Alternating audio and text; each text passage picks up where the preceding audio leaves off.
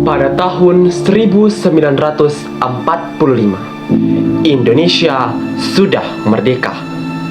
Tetapi Belanda belum rela. Belanda kembali datang lagi dengan NICA atau Netherlands Indies Civil Administration dan tentara. Perundingan-perundingan pun dilakukan. Salah satunya Perjanjian Linggajati pada tahun 1946. Namun hasilnya membuat rakyat kecewa. Saudara-saudara sekalian, mari kita mulai. Persilakan dulu.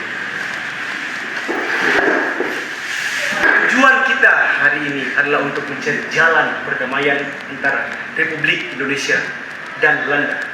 Saya berharap semuanya bisa menahan diri. Terima kasih, Tuan Kilian.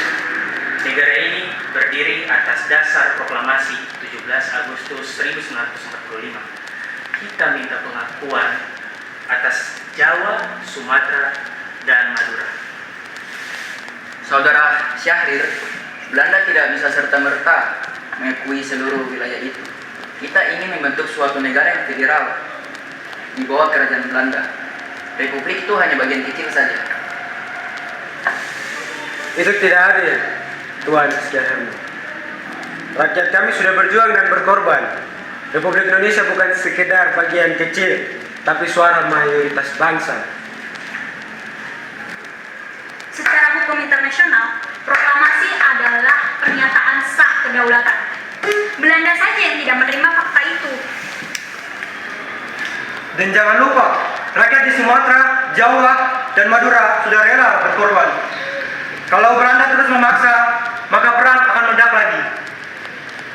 Semuanya tenang. Mari kita cari jalan tengahnya. Setelah waktu yang cukup panjang, akhirnya terbuatlah sebuah perjanjian.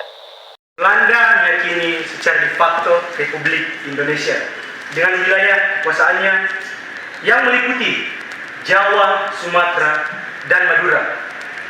Belanda harus meninggalkan wilayah de facto tersebut setidaknya paling lambat 1 Januari 1949, dan Republik Indonesia dan Belanda akan membentuk negara serikat yang bernama Republik Indonesia Serikat.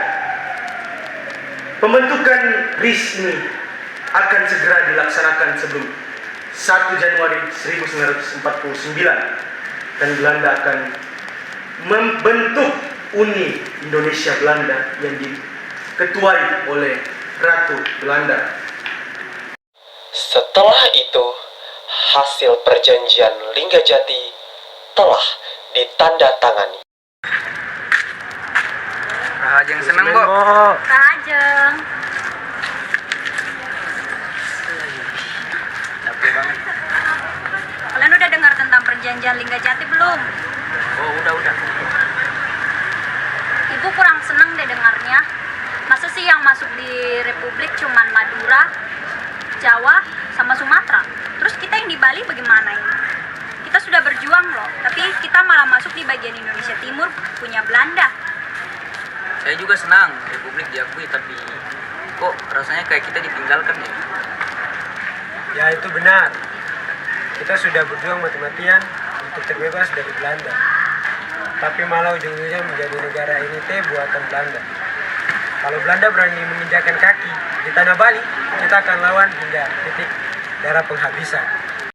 Untuk melucuti persenjataan polisi NICA di Tabanan pada tanggal 19 November 1946, Belanda kemudian merespon hal tersebut dengan mengarahkan seluruh pasukannya di Bali dan Lombok, serta mulai mengisolasi markas Ngurah Rai di Desa Adeng, Kecamatan Marga pada tanggal 20 November 1946.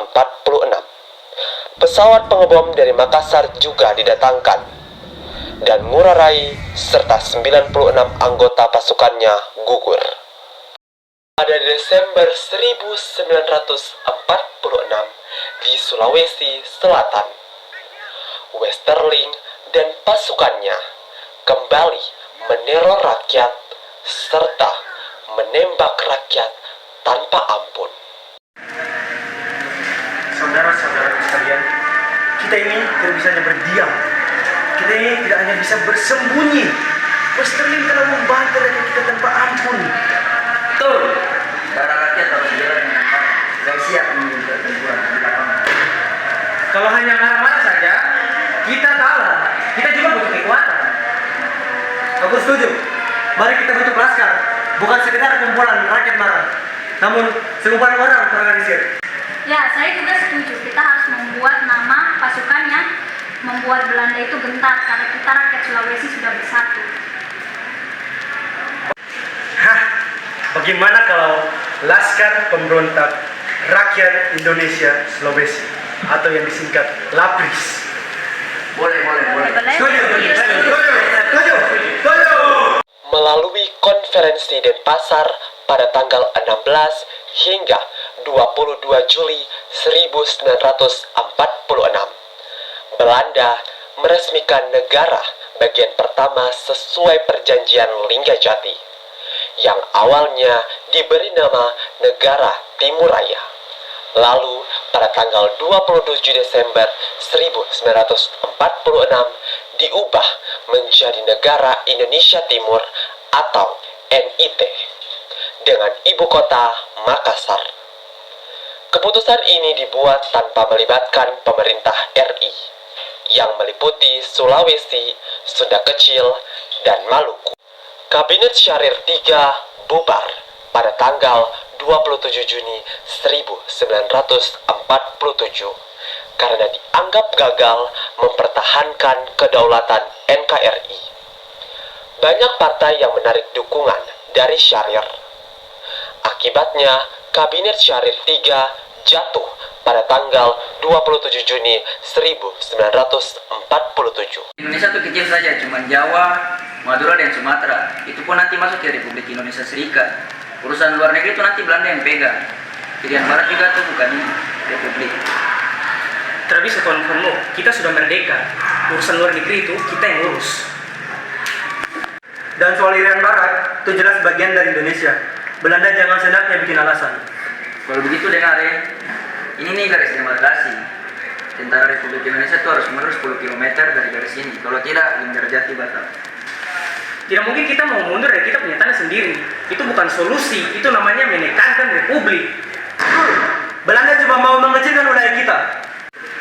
Kalau begitu mulai hari ini, 21 Juli 1947, Belanda tidak terikat lagi dengan Linggajati. Dan kami akan melakukan tindakan aksi polisionik. Dan akhirnya perang antara Belanda dan Indonesia tidak bisa dihindarkan. Belanda mulai menyerang seluruh pangkalan udara Indonesia secara serempak. Indonesia langsung melakukan serangan balasan. Hingga pada 1 Agustus 1947, PBB meminta agar kedua belah pihak berhenti melakukan aksi tembak-menembak.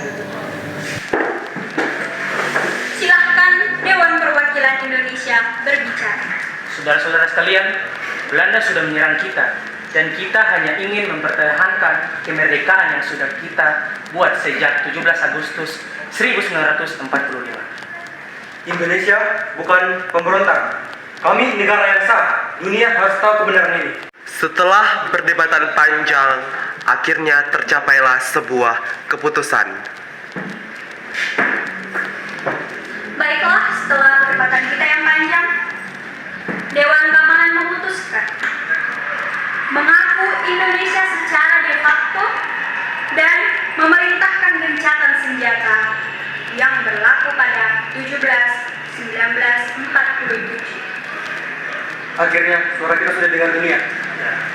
Akhirnya. Kalian mungkin dapat dukungan, tapi perjuangan belum selesai. Dipersilahkan berdiri. Dengan tercapainya sebuah keputusan ini, maka pertemuan ditutup. Agresi militer pertama memang berakhir, tetapi perjuangan Indonesia belum selesai. Namun, satu hal yang jelas, dunia mulai melihat Indonesia benar-benar ada dan tak bisa dihapus lagi.